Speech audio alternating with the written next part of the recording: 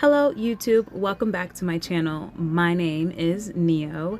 In this video we are working on this return client. I will link her set in the cards. It was a really cool black mystical moon and stars set, and she's just coming in for a redesign. So I'm just showing you a few fingers of how I begin that process. When a client comes back in, I usually file down, and this is why I'm always talking about placing that clear acrylic layer.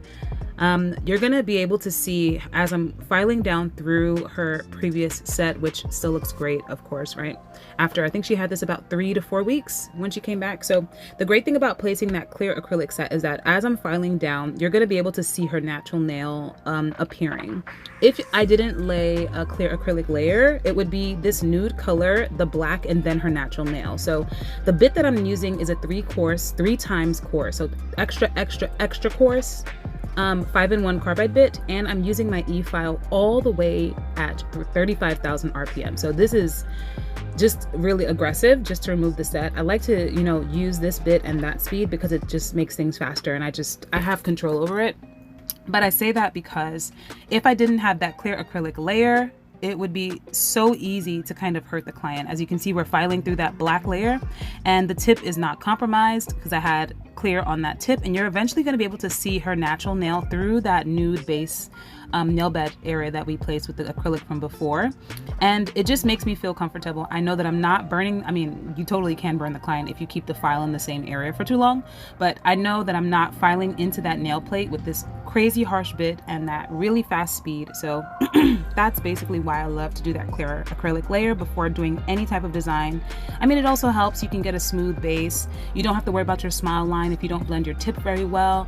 I just really enjoy it. And as you can see, the clear acrylic layer has grown out. There's a tiny bit of lifting that I'm going to remove with the tip of this bit. I also like using a 5-in-1 because the tip of the bit has shorter teeth than the base of the bit.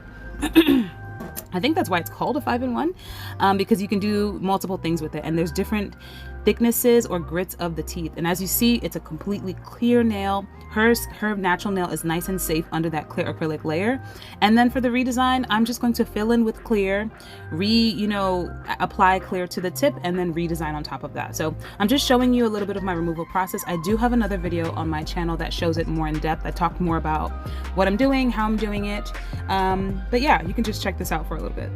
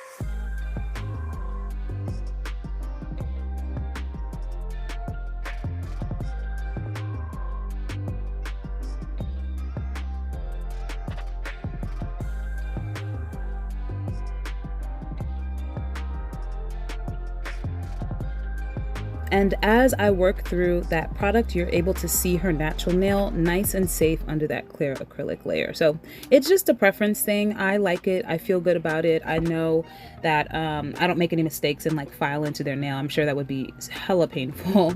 So I don't have to worry about that with this clear acrylic layer. Once all the nails are done, we're just gonna get ready with our normal prep. I'm spraying her down with some alcohol, and I'm using a medical, I keep saying medical instead of metal, metal, right? They sound similar, right? A metal scraper to push her cuticles back. She also has tougher cuticles. I think it happened in a previous video as well where the rubber pusher just wasn't doing the job. So in this case, I'm just using it very lightly to just push the skin away, and we're going to go in with a bit to clean up that cuticle area. So the bit that I'm going to be using is a ceramic cuticle bit. When clients have thicker cuticles, I like to use a ceramic bit just because it eats up a little bit more of that dead skin versus a diamond bit. It's just a little bit coarser, and I feel like I can really get that skin up off the nail. So that's what I'm doing here. I'm making sure to keep it as flat as I can to the nail. I'm not angling it like a pen, otherwise you're gonna give them rings of fire. And I have my speed fairly low this time. I'm definitely not using it at 35,000 RPM, right?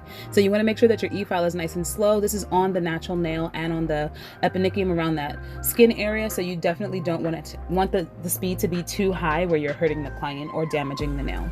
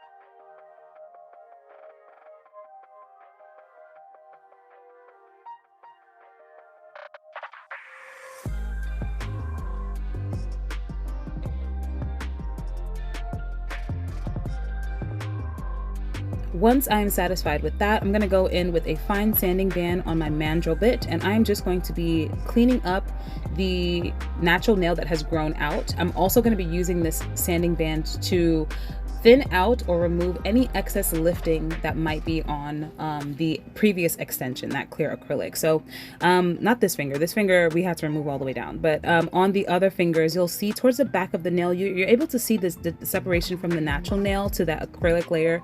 If I see any tiny pieces of that white acrylic that's lifted, I'm just going to use my sanding band to kind of remove that as well. I also like to use the sanding band mildly on the skin as well, just to buff away any dead skin that I didn't get with the cuticle bit as well.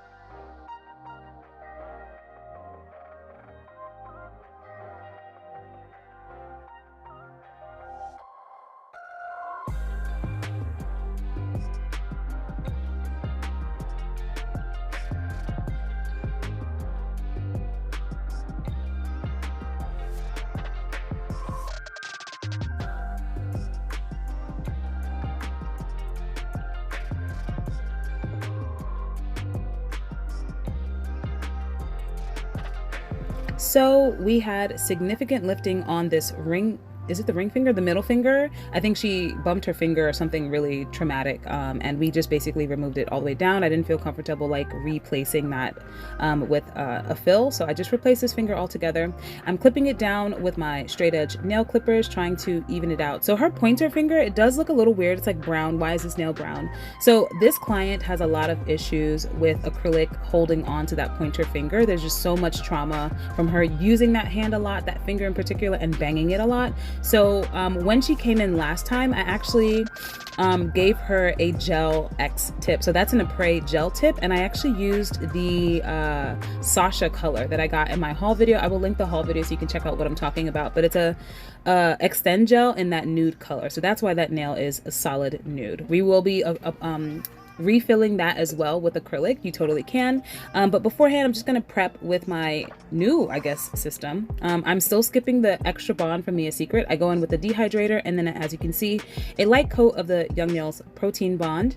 Now we're getting to almost the fun stuff. Not really the fun stuff, but we're on our way, right? So this is that clear acrylic layer that I'm always talking about. So as you see, I used this super tiny bead, and her nail is filled. Basically, all I did was cover up that new growth of nail with that clear acrylic, swipe it over the previous extension.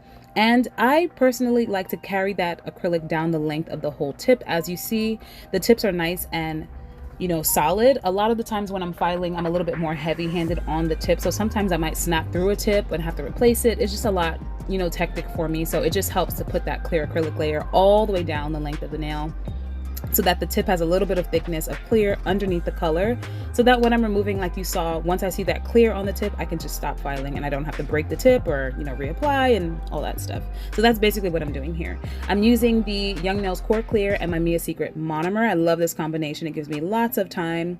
I know I was complaining about other brands not, you know, working the same way. Maybe I'm just spoiled and I just, you know, I'm used to the way that these two products work for me, but you know, that's how it is. You use what works for you, what you're used to.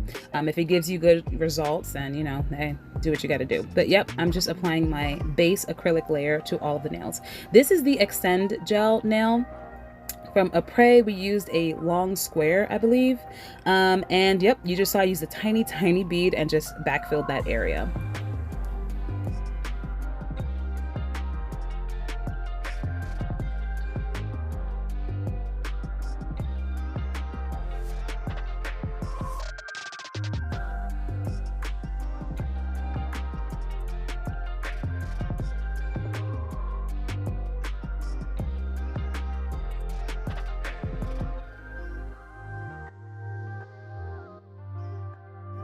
Okay, so now we are for sure getting to the fun stuff. And this set was so unexpected. We actually had plans to do a completely different set, but when she came, she said, I don't have a lot of time. I have to leave by this time. And I was like, oh crap, we're definitely not gonna be able to do what we had planned in that time. So I basically freestyled this set. I went and grabbed random colors that just kind of spoke to me. She said she wants something light and kind of pastel-y, and this is what I grabbed. So the two colors that we're marbling here are, the purple is Plum by Mia Secret. It's from their Color Punch collection. It's really cool. It's like 6 really bright, slightly shimmery colors. I've used a few on my channel before, and the blue is the star of the show. So this is by Revel Dip, and it's a color changing acrylic. I have all of them. They are so fantastic, and I talk about them, I think, in an old video. I will link that in the cards when I use it on myself, and you can see the acrylic changing color. So it is called Karina. I will link everything down below so you can check it out. But this Revel Dip powder, acrylic powder, it usually comes in a normal and a thermal option, so each color changes. So this blue goes from like a soft baby, as you can see, pastel kind of blue, to a deep like royal blue, and it's so freaking cool. So at room temperature, it is this soft baby blue color, but either cold or hot temperature will turn it into that second color. And I think that they're so fantastic. I remember when I first bought them, I think I bought like 1 or 2 just in a nail shop, in the nail supply store, because I didn't have really any idea what they were. And then I used it on a client and my mind was blown. Like the both of us were like, what? This is so cool. I think the one that I used on her was like baby pink to like dark gray. And then I went back the next day and bought all that I could find. And every now and again when I go in there, I'm like, hey, do you have any more of these color change? And the guy is just like, yeah, no, that's all they've got. But definitely check them out. You know what? I need to use these more, especially for summer, because they're just so freaking cool. But to the marbling situation happening here, I am just using a super wet brush and wet beads to do this. I find when marbling, I just enjoy when the beads kind of run into each other. It just kind of helps me and helps the process. Also, you see I'm patting that product towards the center. You see I'm maintaining that nice shape on the nails. There's no point marbling and doing all of that acrylic work if you're just gonna warp your shape and force yourself to do a lot more filing afterwards. And I'm just swirling. I place one bead, I place another bead on top of it, and just kind of swirl until my heart's content. There's no rhyme or reason with marble. It's really hard to kind of get it wrong. So don't look at it and be like, this is the way to do it, or this isn't the way to do it. Do whatever works for you. On the full finger marble though, I do, as you see, like to place a bead of a solid color before marbling. I find that when I don't do that, I always have like a little bit of a gap at that cuticle area. So you saw I placed a little bead of that purple, and then I started marbling on top of that purple. Yep, nothing crazy. So the pointer finger is going to get a full solid nail of the marble, and as you can see, I'm just kind of swirling that brush around using a very light hand and using extremely wet beads. You're going to see this bead kind of just dripping down the nail, and that's kind of what you want.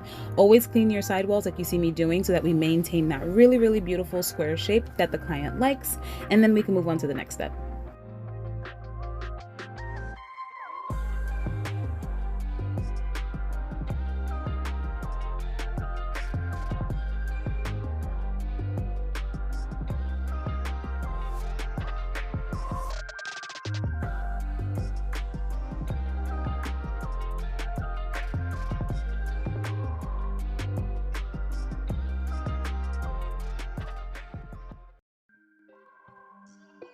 So like I mentioned, when I was doing this set, it was a freestyle. We didn't really talk about it. She was just kind of like, do whatever you want. I'm fine. I just got to be out of here by this time. So when I did the partial marble nails, she was just kind of like, so what's going to happen back here? She had no idea that I planned on ombreing this nude color over it. So she was just kind of like, I don't know how this is going to work, but I guess I'm trusting you. So when I did this, she was like, oh, I see. So yeah, so we're using a really gorgeous nude from Sugar and Cream. It is called Creme de la Creme. I use it all the time. I believe it's a glow powder. It might be a glow. Now that I think about it, I feel bad because I know this client hates glow in the dark nails. But I'm not sure. It might be a glow in the dark acrylic powder, but basically I am placing the bead right at the cuticle and just brushing it down. You see how much time I have to kind of work that powder before it really polymerizes on me? Like, that's what I'm used to. I don't know, guys. I tried some Valentino acrylics recently and they just set so fast. I was just like, damn, like I don't even have time to kind of move the product around. So like I'm placing the bead at the cuticle, I'm pushing it towards the skin and towards the side walls. Look, there's a big bead hanging over, and then I can kind of massage that bead down. I'm taking my time, and then I can sweep down and work on that blend. You know, every product is different. Maybe I'm just used to this slower speed. Maybe I'm a slower acrylic worker. That's totally fine too, but I just really want to like it. You know, when you really want to like something and it's just not working for you? That's how I feel about these Valentino acrylics, but I'm going to give it some more time because I just got them a few weeks ago and I really, really want them to work for me like how this Sugar and Cream is working for me. It's like butter, guys. It's so beautiful. And yes, when you marble, it is like a rough surface, so just be cautious when ombreing your nude over the marble to use a wetter bead so that the bead can kind of fill in the ridges. Otherwise you might get like skips or gaps in your blend. I don't know if that makes sense, but you see how wet my bead is, and my brush still has a lot of monomer on it just so that it can fill in the gaps from the swirls that you did with the marble. But I think this was so cool, and the colors reminded us of cotton candy. I was just like, yes, that's exactly what this set is. It's a cotton candy summer set. So that's pretty much it.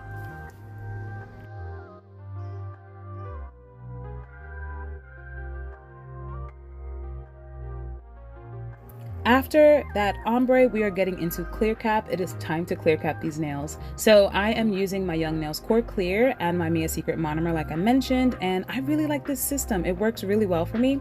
I'm using really thick beads because now I want to build up some structure on these nails. They're a little bit shorter than they were in the previous set. We did clip them down, but they still need some structure so that she doesn't go breaking her nails in half. Just, you know, she might slam her finger or something. You just want to make sure that your client's nails will last structure wise. So as you can see, I am going to be patting that product in towards the side of the nail. I like to place my cuticle bead, push it up towards the cuticle and to the side walls, and then massage it down the length of the nail and blend over the previous bead as necessary.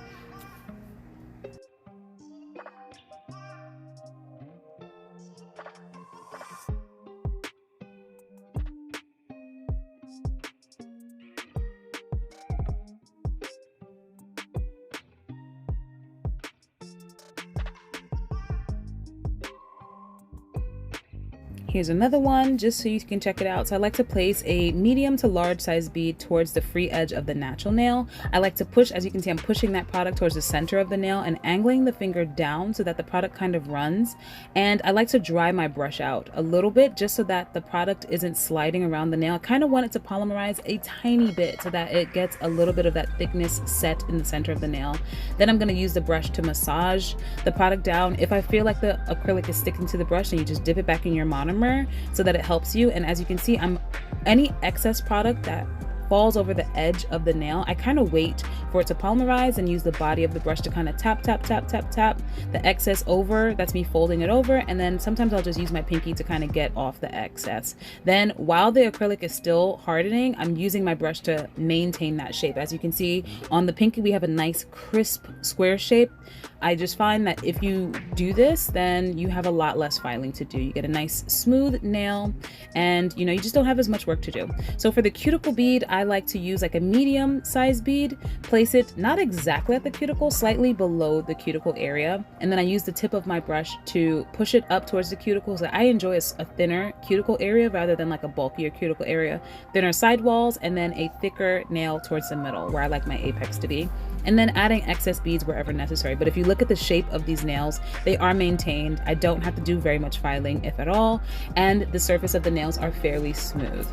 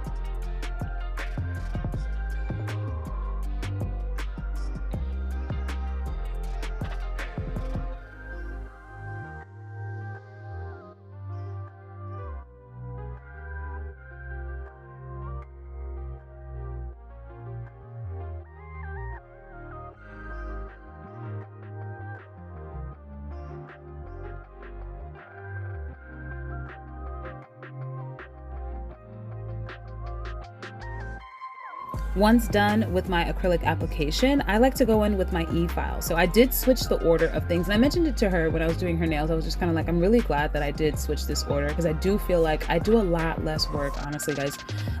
E-filing first and then hand filing second. So I'm going in with my e-file. This is a medium carbide bit that I got from Amazon. I want to say it's Macart. I'm not sure. I will link it down below. But I'm using it at a medium to high speed.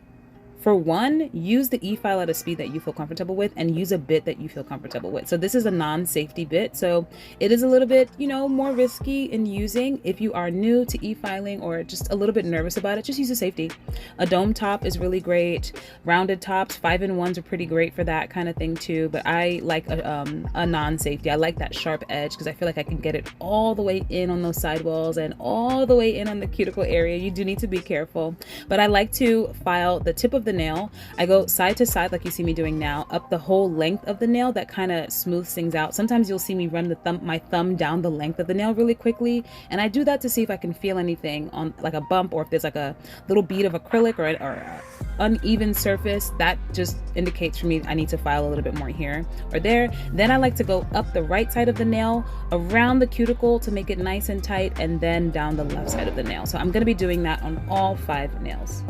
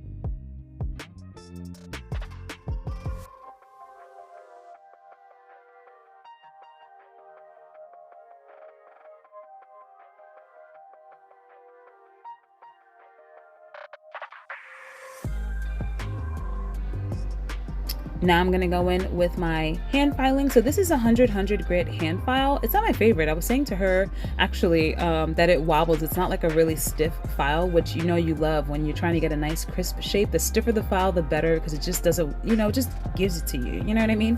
But yeah, I'm just going in and hand filing her nails. And as you can see, I didn't do very much, and look at how beautiful and tight and crisp that pinky is. Man, I love a pinky nail. I say it all the time in my videos, but like the pinky nail is always my favorite nail. So I'm just using this 100 to maintain that nice square shape. As you can see, I like to swipe the hand file underneath the sidewalls a little bit, because when patting that product, sometimes acrylic does get under there. And then using that up and down perpendicular motion, you can see my pinky finger and my ring finger underneath the free edge of that nail to kind of help with the wobble. And yeah, that's pretty much all I'm doing, just trying to get a nice crisp square shape for her.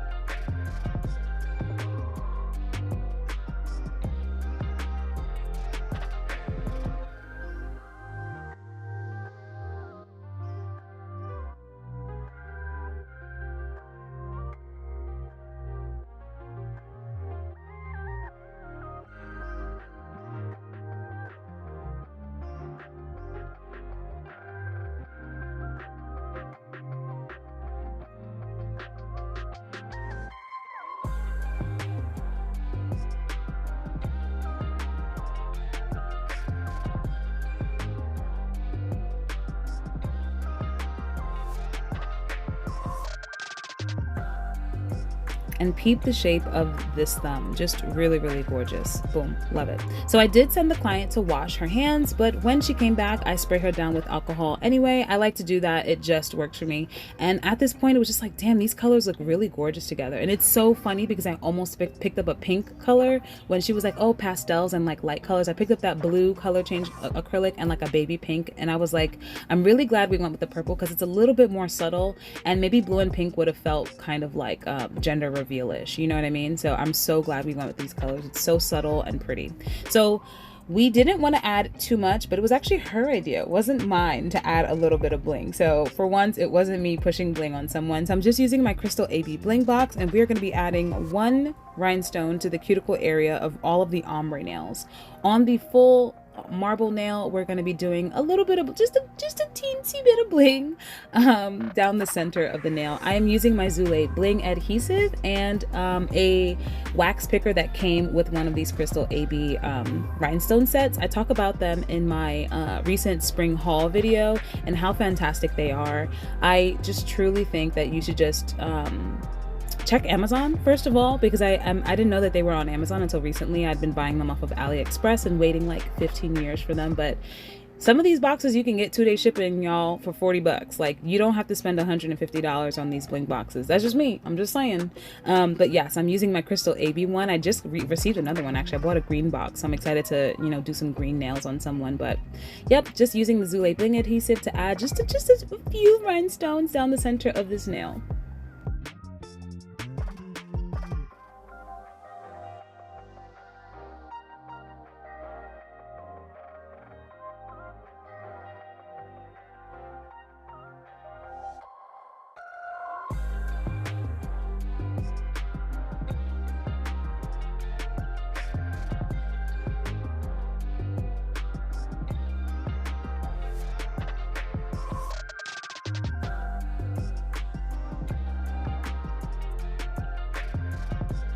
Last thing that we are doing is top coating. So this client loves a glossy top coat. However, she actually suggested going matte today. So I was super surprised and like pumped because, you know, I'm a matte girl. I love a matte nail. And the only reason why she opted for it was because when the acrylic, when the clear acrylic polymerized, you know, when acrylic dries, it's like a matte kind of cast it has on the nail. She was looking at the nails kind of like, I think I like this look instead of it being glossy. And I was like, yes. In my head, I'm like, yes, yes. So we're actually using Matte It from Not Polish. Please don't worry about the rhinestones. I know I'm painting over them right now. That's just how I, when doing cuticle beads, know how to get up in that cuticle area around the rhinestone. I will wipe down the rhinestones after applying this gel top coat, but that's just how I do it. As you can see, I use my finger a little bit. I do go back in with a lint-free wipe and some alcohol and make sure to clean those rhinestones off so they do have their brilliance afterwards, but that's just how I know how to get, unless like you use like a painter brush, I don't don't got time for that, y'all. I'm just gonna wipe off these rhinestones, but that's basically what I was doing here. I'm gonna have her cure for 60 seconds and then this set will be done.